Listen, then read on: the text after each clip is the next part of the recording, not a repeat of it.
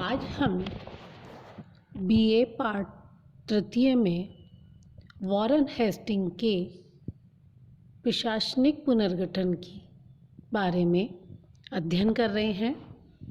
पूर्व कक्षा में भी जैसा कि बताया गया था, वॉरेन हेस्टिंग भारत का प्रथम गवर्नर जनरल था। उसके द्वारा भारत में अंग्रेजी कंपनी के तहत प्रशासन का पुनर्गठन किया गया। 1781 में हेस्टिंग ने अपनी योजना का दूसरा भाग लागू किया।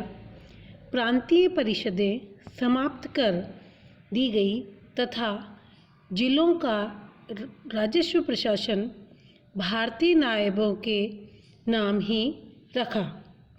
केंद्र में नई राजस्व समिति स्थापित की गई, जिसकी सहायता के लिए भारतीय दीवान रखा गया। राजस्व समिति की स्थापित की गई, जिसकी सहायता के लिए भारतीय दीवान रखा गया। राजस्व समिति के सदस्यों को निश्चित वेतन के स्थान पर प्राप्त होने वाले भू राजस्व का 2% देना तय किया गया, परंतु समिति के अध्यक्ष को अधिक वेतन दिया गया। गवर्नर जनरल तथा उसकी काउंसिल इस राजस्व समिति से निरंतर संपर्क बनाए रखती थी।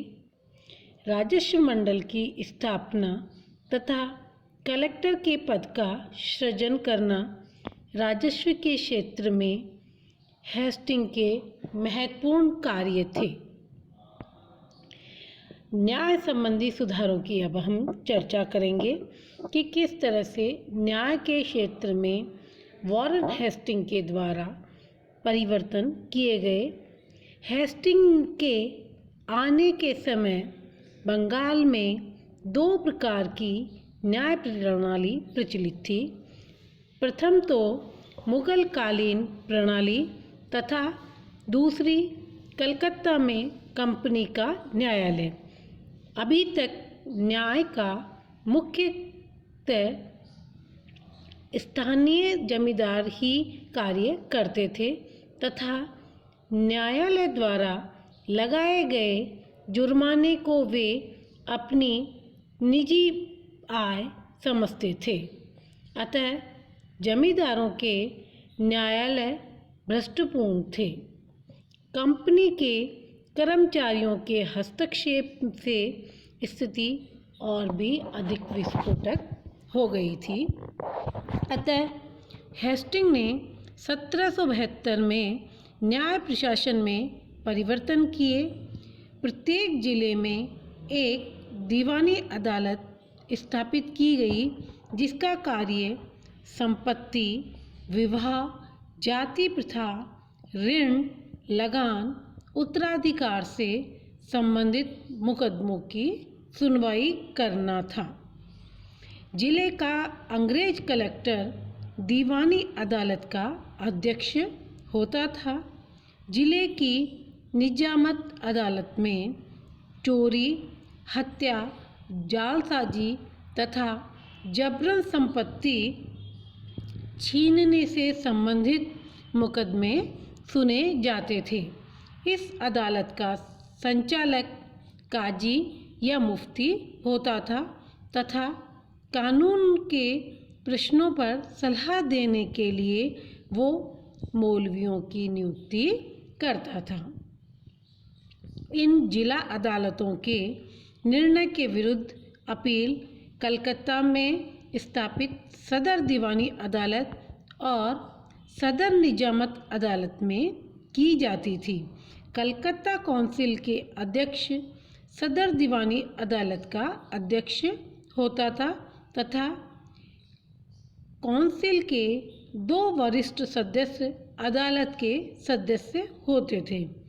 सदर निजामत अदालत का अध्यक्ष दरोगा या सदर काजी होता था, जो बंगाल के नवाब द्वारा नियुक्त किया जाता था। निजामत अदालतों को मृत्युदंड देने का अधिकार नहीं रखा था।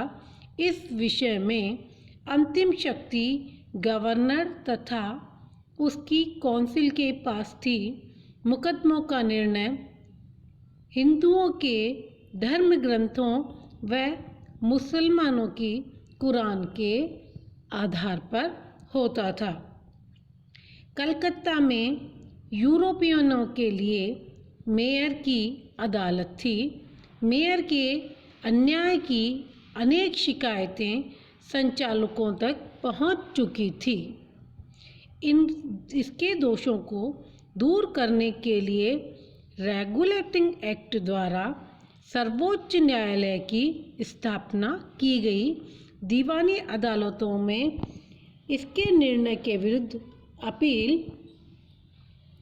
इंग्लैंड के सम्राट के समक्ष की जा सकती थी।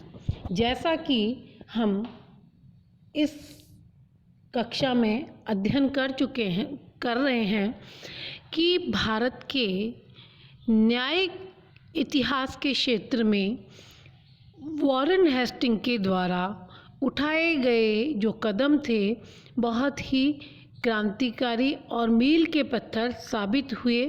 आज भी हमारी अदालतों में काफ़ी कुछ स्वरूप उस काल का देखने को मिलता है, जो इस बात का प्रतीक है कि वॉरेन हेस्टिंग के समय न्याय व्यवस्था के क्षेत्र में एक महत्वपूर्ण और क्रांतिकारी परिवर्तन किए गए थे।